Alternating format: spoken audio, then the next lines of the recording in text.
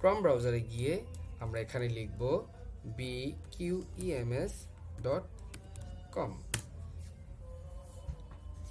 লেখার সাথে সাথে আমাদের এখানে লগইন পেজে চলে আসবে। লগইন পেজে চলে আসলে আমরা আমাদের যে ইউজার নেম এবং পাসওয়ার্ড থাকবে সেটি দিয়ে আমরা লগ ইন করবো। আমরা লগ ইন করলাম। লগ ইন করার সাথে সাথে আমাদেরকে এই সুন্দর একটি ড্যাশবোর্ডে নিয়ে আসবে। ড্যাশবোর্ডে আমাদের পুরো সফটওয়্যারের ছোটোখাটো শর্টকাট তথ্য থাকবে এবং বাম পাশে এই সফটওয়্যারে কী কী ফিচার রয়েছে সমস্ত ফিচারগুলো এখানে রয়েছে। অর্থাৎ বাম পাশে যদি আমরা দেখি এক একটা ফিচারগুলোকে, সিস্টেম কনফিগারেশন, ভর্তি ব্যবস্থাপনা, তালিমাত, দারুল ইকামা, সনদ, স্টাফ, হিসাব শাখা, অনুমতি control, library, inventory, website. System কনফিগারেশনে কী কী রয়েছে? সিস্টেম কনফিগারেশনটা মূলত আপনার সফটওয়্যার পরিচালনার ক্ষেত্রে সারা বছরে একবার অথবা মাঝে মাঝে যে জিনিসগুলো সেট আপ করার প্রয়োজন হয় সেগুলোকে আমরা একটা জায়গাতে নিয়ে আসছি। অর্থাৎ আপনার যেমন শাখা প্রতিষ্ঠান, উদাহরণস্বরূপ যদি আমরা বলি শাখা প্রতিষ্ঠান সেট আপ, অর্থাৎ আপনার প্রতিষ্ঠানে যদি পুরুষ শাখা মহিলা শাখা থেকে থাকে তাহলে আপনি একটা সফটওয়্যারের মাধ্যমেই আপনি সেটা সেট আপ করতে পারেন। দ্বিতীয়তে আছে শিক্ষাবর্ষ। শিক্ষাবর্ষ যেটা রয়েছে অর্থাৎ আপনার এই অ্যাপ্লিকেশনটা চলার ক্ষেত্রে যখন আপনি কোন বর্ষের জন্য অ্যাপ্লিকেশনটা চলছে, ডাটাগুলো কোন বছরের জন্য সেটা নির্ধারণ করার জন্য, ছাত্রগুলো কোন বছরের জন্য সেটা নির্ধারণ করার জন্য আপনাকে শিক্ষাবর্ষ সেট আপ করতে হবে। তারপরও রয়েছে শ্রেণী অথবা মারহালা তৈরি। শ্রেণী অথবা মারহালা তৈরি অর্থাৎ আপনার প্রতিষ্ঠানে কি কি ক্লাস রয়েছে, কোন কোন ক্লাস রয়েছে, অর্থাৎ তাকমিল, মেশকাত, জালালাইন, শরহেবেকা ইত্যাদি যে ক্লাসগুলো রয়েছে সেগুলোকে সেগুলো তৈরি করার জন্য আপনার এই মেনুটা। তারপর রয়েছে সেকশন ও বিভাগ, অর্থাৎ প্রতিটা মাদ্রাসায় হেফজখানায় অথবা ছোট জামাতগুলোতে অনেক ছাত্র হলে সেই ছাত্রগুলোকে গ্রুপ ওয়ারি ভাগ করা হয়, সেকশন ভাগ করা হয়। হ্যাঁ, ক সেকশন, এ সেকশন, বি সেকশন, খ সেকশন ইত্যাদি। এই সেকশনগুলো তৈরি করার জন্য এটা তৈরি করা হয়েছে। ফিঙ্গারপ্রিন্ট ডিভাইস, অর্থাৎ আপনার প্রতিষ্ঠানে ডিজিটালি হাজিরা ম্যানেজ করার জন্য ফিঙ্গারপ্রিন্ট ডিভাইসের ব্যবস্থা করা হয়েছে। ফি কনফিগারেশন, অর্থাৎ আপনার প্রতিষ্ঠানের জন্য যে সমস্ত ফি রয়েছে, ভর্তি ফি, মাসিক ফি, খোরাকি ফি, যত ধরনের ফি রয়েছে সমস্ত ফিগুলোকে কনফিগার করার জন্য এই সেট আপটা এখান থেকে করা যাবে।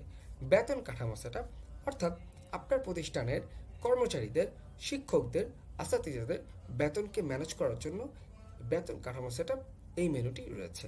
তহবিল, অর্থাৎ আপনার অ্যাকাউন্টসে আপনার প্রতিষ্ঠানের যে সমস্ত আয়ের ক্ষেত্র রয়েছে, যেমন তহবিল, যেমন জাকাত তহবিল, বিভিন্ন তহবিল রয়েছে, ওই তহবিলগুলোকে ম্যানেজ করার জন্য তহবিল মেনুটি রয়েছে।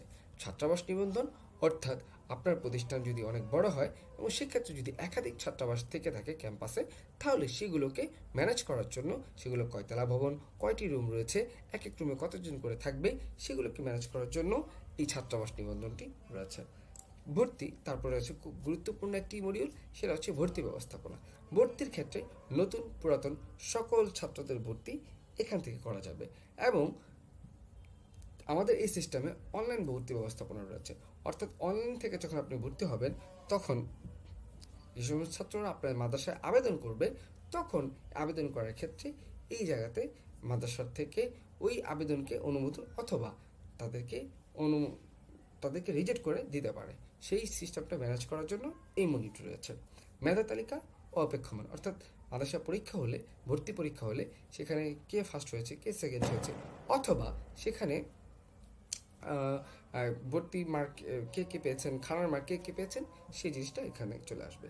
তালিমাত ব্যবস্থাপনা, অর্থাৎ একটা মাদ্রাসার তালিমাতে যে সমস্ত কার্যক্রম রয়েছে সেগুলো এখানে রয়েছে, যেমন পরীক্ষা, পুরোটাই তালিমাতের মূল কাজ থাকে পরীক্ষা নিয়ে, পরীক্ষা, ফলাফল এন্ট্রি ইত্যাদি। দারুল ইকামার, অর্থাৎ সেখানে ছাত্রদের রুম বরাদ্দ দেওয়া, তারপর হচ্ছে ক্লাসের হাজিরা, শিক্ষক হাজিরা ইত্যাদিগুলো দারুল ইকামার মডিউলে রাখা হয়েছে। সনদ ও আইডি, অর্থাৎ সনদের ক্ষেত্রে মাদ্রাসার সনদ হোক অথবা যে কোনো সনদ হোক, আইডি কার্ড হোক, যে কোনো আইডি কার্ড হোক, সমস্ত কিছু এখানে সেট আপ করা যায়। তারপর রয়েছে স্টাফ ব্যবস্থাপনা, অর্থাৎ স্টাফ ব্যবস্থাপনা আপনার মাদ্রাসার প্রতিষ্ঠানের যত ধরনের শিক্ষক স্টাফ রয়েছেন, শিক্ষক হইতে পারে, উনি বাবুর্চিও হইতে পারেন, উনি খুব উচ্চমানের মহাদ্দিস মুফতি, সমস্ত সবার ম্যানেজমেন্ট অর্থাৎ সবার ডাটা এখানে স্টোর হবে, সবার ডাটা এখানে আপনি ম্যানেজ করতে পারবেন। তারপর আছে খুবই গুরুত্বপূর্ণ একটি মডিউল, সেটা হচ্ছে হিসাব শাখা।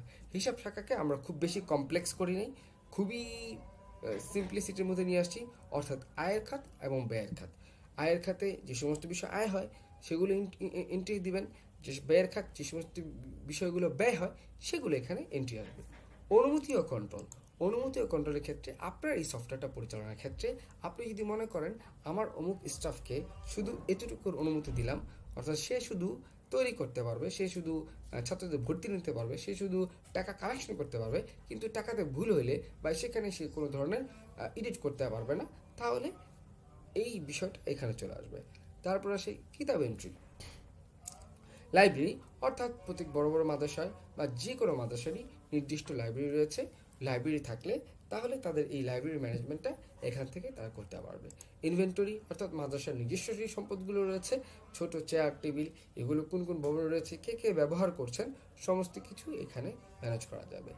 তারপর রয়েছে ওয়েবসাইট, এটা খুবই গুরুত্বপূর্ণ। আমরা আমাদের প্রতিষ্ঠান থেকে বাংলাদেশ কমিউনিকেশন ম্যানেজমেন্ট যে সিস্টেম যারা তৈরি করেছেন, তারা প্রত্যেকটা মাদ্রাসাকে একটা করে ওয়েবসাইট দেওয়ার কার্যক্রম চালু করেছেন। আমরা খুবই মানসম্মত একটা ওয়েবসাইট আমরা প্রদান করব। যদিও আমাদের ওয়েবসাইট এখনও কার্যক্রম চলমান, আমরা মডিউলগুলো এখানে রেখেছি, এখানে যা যা আছে সব কিছু এখান থেকেই কনফিগার করা যাবে।